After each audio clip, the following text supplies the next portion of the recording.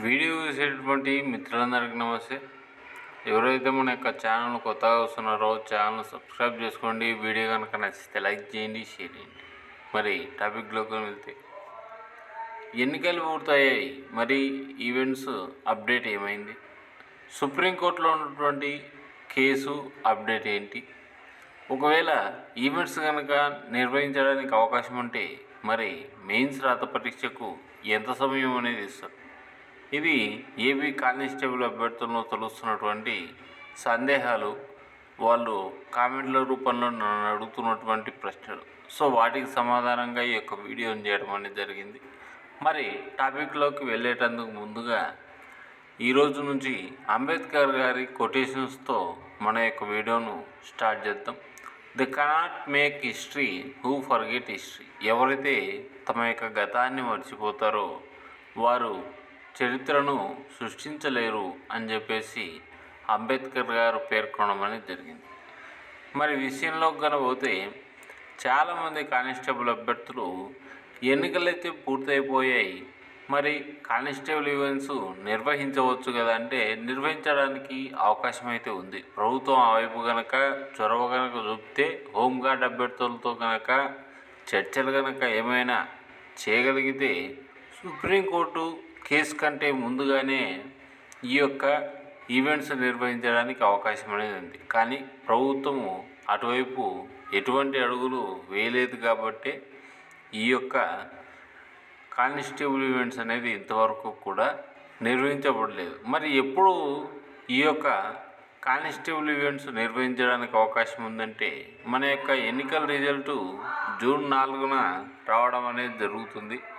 దాని తర్వాత ఏర్పడేటువంటి ప్రభుత్వాన్ని బట్టి వారి యొక్క చిత్తశుద్ధిని బట్టి మన యొక్క ఈవెంట్స్ డేట్లు అనేది ప్రకటించడానికి, ఈవెంట్స్ నిర్వహించడానికి 100% అవకాశం అనేది ఉంటుంది.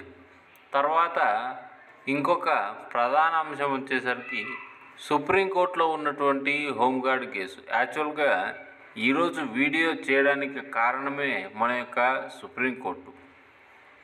సో ఈ రోజు నుంచి అంటే 20 మే 2024 నుంచి జూలై 8, 2024 వరకు కూడా మన యొక్క సుప్రీంకోర్టుకు హాలిడేస్ ప్రకటించడం అనేది జరిగింది. సమ్మర్ హాలిడేస్ అందరికీ తెలిసినటువంటి విషయమే. సో ఈ రోజు నుంచే సుప్రీంకోర్టుకు వేసవి సెలవులు. ఓకేనా? మరి వేసవి సెలవుల తర్వాతనే ఈ యొక్క ఈవెంట్స్ నిర్వహించడానికి అంటే జూలై తర్వాతనే ఏమైనా అప్డేట్ రావచ్చా అంటే 100% జూలై తర్వాతనే రావడానికి అవకాశం అనేది ఉంది. ఒకవేళ అత్యవసర కేసుల లిస్టులో కనుక మన యొక్క హోంగార్డ్ రిజర్వేషన్ సంబంధించి కేసు కనుక ఉంటే దాని మీద ఏమైనా తీర్పు రాగలిగితే జూలైకి ముందుగానే ఏమైనా నిర్ణయం తీసుకోవడానికి అవకాశం అనేది ఉంది. సో ఎట్లా జరిగి ఈ జూన్లో ఎన్నికల రిజల్ట్ రావడము, నెక్స్ట్ వచ్చేసరికి జూలై 8 తారీఖున ఈ యొక్క సుప్రీంకోర్టు వేసవి సెలవులు అనేటివి తీరిపోవడం జరుగుతుంది. కాబట్టి మ్యాక్సిమం ఈ జూన్ జూలైలలో ఎటువంటి కానిస్టేబుల్ ఈవెంట్ సంబంధించినటువంటి అప్డేట్లు అనేటివి లేవు. మ్యాక్సిమం మనము ఆగస్టు మరియు సెప్టెంబర్ మధ్యలోనే మనం ఈవెంట్స్ నిర్వహించడానికి అవకాశం 100% ఉంటుంది అని చెప్పేసి మనం పూర్తి నమ్మకంతో ఉండడానికి అవకాశం అనేది ఉంది. మరి ఒకవేళ ఈ యొక్క ఈవెంట్స్ కనుక ఆగస్టులో కనుక పెడితే మరి మెయిన్స్ రాత పరీక్షలు ఎప్పుడు పెడతారు అంటే మ్యాక్సిమం మన ఎస్ఏ ఎగ్జామ్ను కనుక ఉదాహరణగా కనుక తీసుకుంటే మనకి ఎస్ఏ ఎగ్జామ్ వచ్చేసరికి ఈవెంట్ జరుగుతున్నప్పుడు దాదాపుగా 20 నుంచి 25 రోజుల వ్యవధిలోనే మన యొక్క మెయిన్స్ రాత పరీక్షను పెట్టడం అనేది జరిగింది.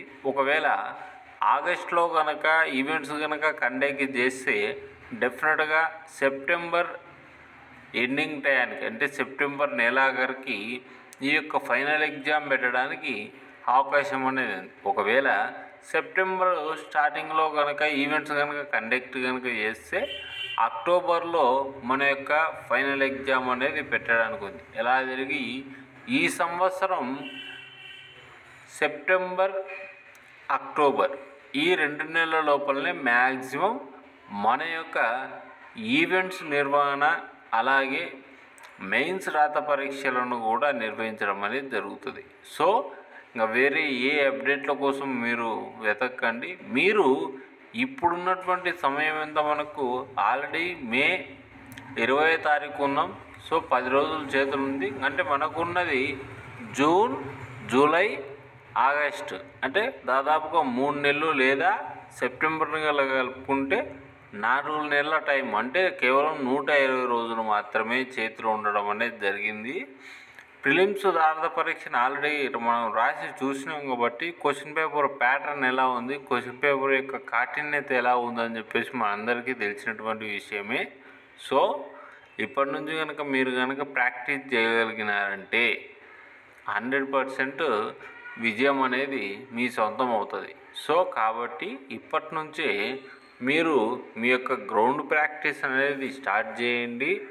అలాగే మీ యొక్క పరీక్ష, మెయిన్స్ పరీక్షకు కూడా మీరు ప్రిపరేషన్ అనేది స్టార్ట్ చేయండి. అప్పటికప్పుడు కనుక ప్రిపేర్ అయినారంటే విలువైనటువంటి అవకాశాన్ని మీరు కోల్పోవడం అనేది జరుగుతుంది. ఇది వాస్తవం. ఓకేనా? ఇంకా అప్డేట్ల కోసము, ఇంకా ప్రిపరేషన్ చేయకపోవడము అది కనుక చేసినారంటే మాత్రం మ్యాక్సిమం నష్టపోయేది కూడా మీరే. వీటితో పాటుగా ఆల్రెడీ మనకి కేంద్ర ప్రభుత్వ ఉద్యోగాలైనటువంటి ఆర్పిఎఫ్, కానిస్టేబుల్ మరియు ఎస్ఐ యొక్క అప్లికేషన్ కూడా ఆల్రెడీ కంప్లీట్ అయిపోయింది. చాలామంది పోలీస్ అభ్యర్థులు వాటికి కూడా ప్రిపేర్ అయ్యే వాళ్ళు ఉండి ఉంటారు. సో వాళ్ళు కూడా మ్యాక్సిమం ఈ యొక్క ప్రిపరేషన్ను స్టార్ట్ చేసేయండి. ఎందుకంటే మనకు ఉన్నటువంటి విధి విధానాల మేరకు దాదాపుగా ఈ యొక్క ఆర్పిఎఫ్కు సంబంధించినటువంటి సిబిటి ఎగ్జామ్ కూడా నవంబర్, డిసెంబర్ దాదాపుగా ఆ నెలల మధ్యలో జరగడానికి ఏమైనా ఛాన్స్ ఉండడానికి అవకాశం అనేది ఉంది. సో దాదాపుగా ఆ ఎగ్జామ్కు చూసుకున్న మనకు లభించేది కేవలం 100 రోజులు లేదా 120 రోజుల సమయమే. సో ప్యారలల్గా ఆ ఎగ్జామ్కు కూడా ప్రిపేర్ అయినట్టుగా ఉంటుంది. కాబట్టి కానిస్టేబుల్ అభ్యర్థులు అందరూ కూడా మీ యొక్క ప్రిపరేషన్ని ఎట్టి పరిస్థితుల్లో కూడా ఆపవద్దు. కోర్టు అప్డేట్లు దాని కోసం మీరు ఎక్కువగా శ్రమ పడవద్దు. ఎటువంటి అప్డేట్లు ఉన్నా మ్యాక్సిమం మీకు వితిన్ అవర్స్ లేదా ఒకరోజు అటు ఇటుగానే ఏదో ఒక రూపంలో ఏదో ఒక యూట్యూబ్ ఛానల్ డెఫినెట్గా దాని గురించి అప్డేట్ వీడియోస్, మోటివేషనల్ వీడియోస్ చేస్తూ ఉంటారు. కాబట్టి మ్యాక్సిమం తెలిసిపోతుంది. మీరు మీ యొక్క ప్రిపరేషన్ మీదనే ఫోకస్డ్గా ఉండండి. 100% విజయం సాధిస్తారు. వీడియో కనుక నచ్చితే లైక్ చేయండి, షేర్ చేయండి, ఛానల్ను సబ్స్క్రైబ్ చేసుకోండి. Thank you.